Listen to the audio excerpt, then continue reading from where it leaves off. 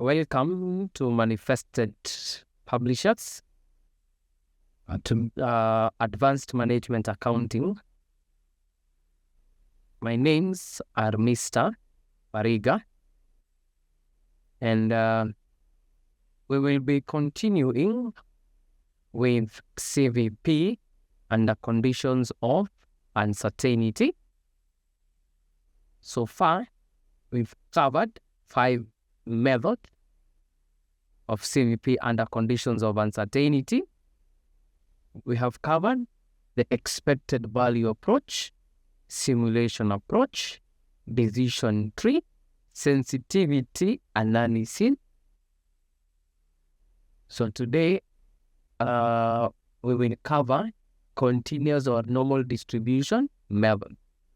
We've also been able to cover statistical analysis method. So out of the 6 methods that are used to deal with CVP under conditions of uncertainty, the one remaining is continuous distribution method or normal distribution method. And that is what we will talk about today. So F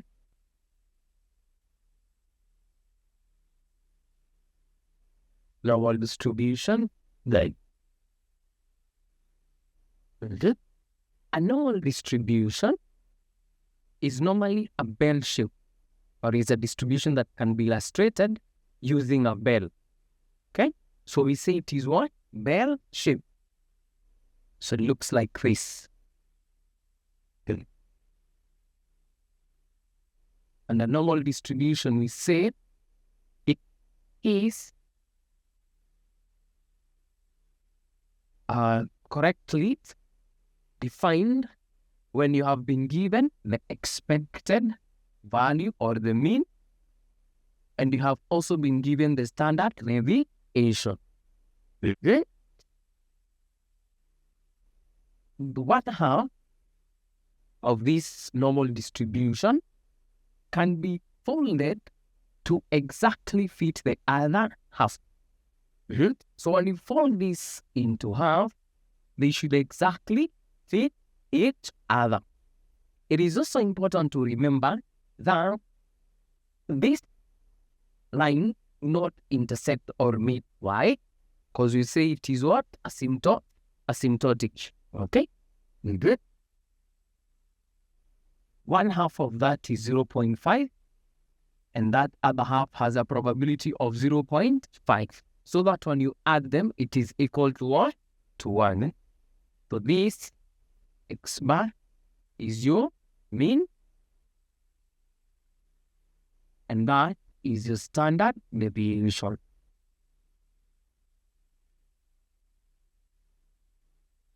Standard deviation. That. So we can have an example. Can have an example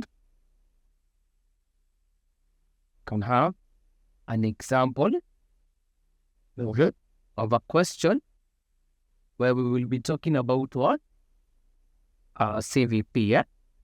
So we can say that given a selling price per unit of 1250, a variable cost of 500, your expected sales of what? 200. Expected sales of 200 and expected sales of 200 and the standard deviation, a standard deviation of what? Of 300, and the standard deviation for how much? Can say 300. Compute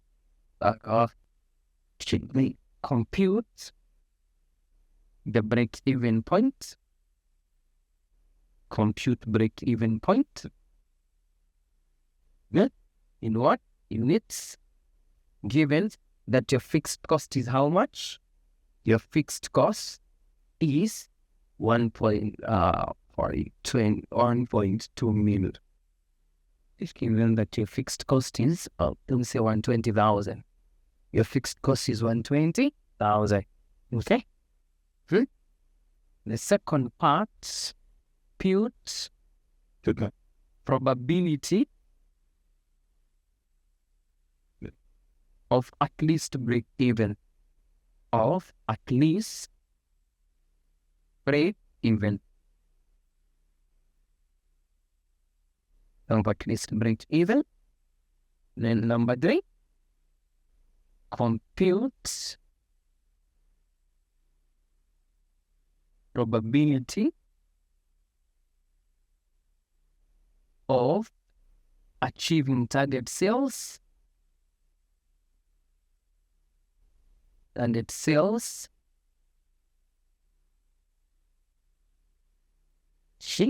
given that target sales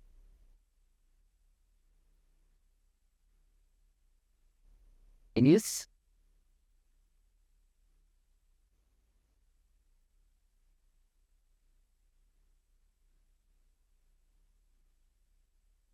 is 200,000. Given that target sales is 200,000. Target sales profit. Given that target sales profit. So there's that. Target sales profit. Given that target sales profit is 200,000. It's 200,000. All right. So we can have a solution here. This target assumption. Good. Your break-even point number 1. If you want it in unit, let's say you simply take your fixed cost, divide by contribution margin. Divide by contribution margin. Good. Your fixed cost is 120,000. Divide by a contribution margin, and the contribution margin is the difference between your selling price per unit and your variable cost, which will be how much? 1250 minus 500. That should be 750. So therefore, your break-even point will be 160 units. 160 units. Part 2 of that question is compute the probability of at least break even. So what you do is you represent this using a normal distribution. The normal distribution looks like that. The mean is you have to look the mean here. Can say that your mean is our watch and 150. Yeah?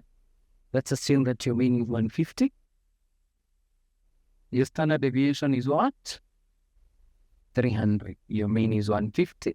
And your standard deviation is what? 300. Remember we said for a normal distribution, you must be given the mean. And you must also be given the standard what? Deviation.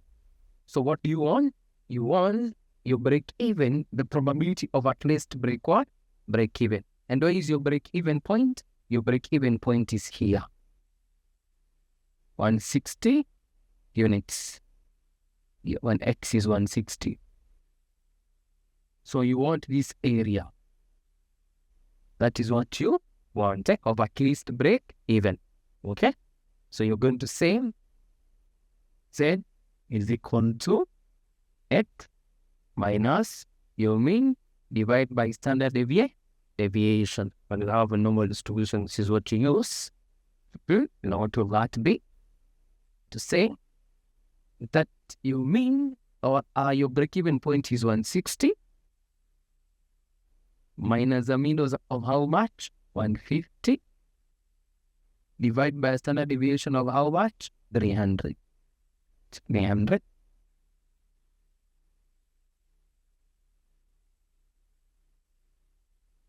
It is 0.03. Then, from your Z tables, or your normal curve, or your normal what? Distribution table. Let's go to our normal distribution table. I hope I know that you're going to have your normal distribution table from your Z tables or your normal distribution table. In most cases, this is given in an exam situation, so not to worry about it.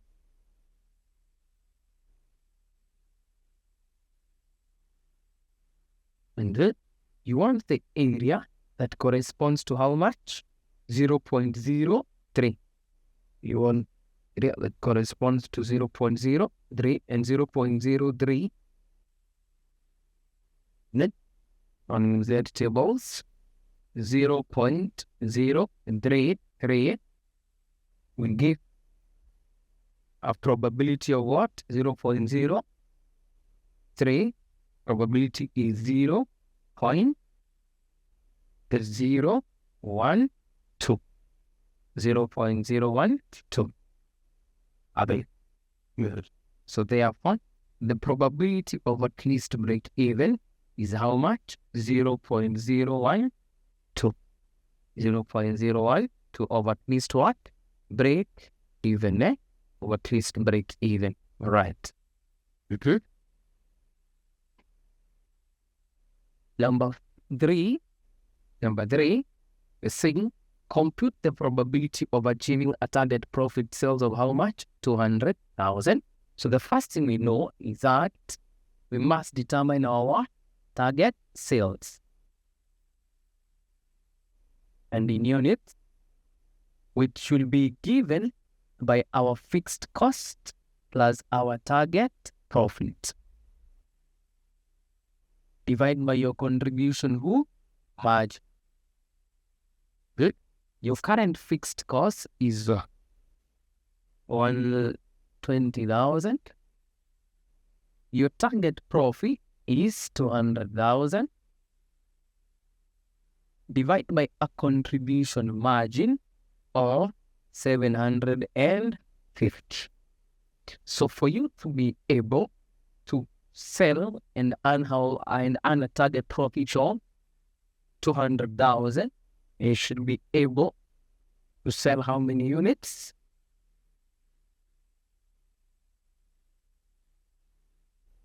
426.67 units. Then, since you want to get your watts, your probability, assuming these it follows a continuous distribution, you must have your mean, and your mean is how much? Your mean was 150. Right? Your standard deviation was how much? 300. You want when X is what? 426.67. So you want this part here. That is what you want. Okay? So you will say Z is equal to X minus mean divided by standard what? Deviation. X is 426.67 minus 150 divided by 300. So therefore, the answer here should be how much? 0.922. So from your Z what? Tables.